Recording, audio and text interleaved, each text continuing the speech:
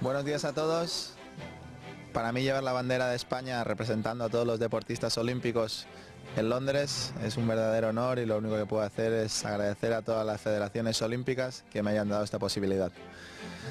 Creo que llevar la bandera será uno de los momentos más emotivos que vaya a tener en toda mi carrera y creo que es el reconocimiento a la trayectoria de muchos años y nada, lo único que puedo decir es gracias y le deseo todo lo mejor a todos nuestros deportistas en Londres. Nos vemos allí. Un abrazo.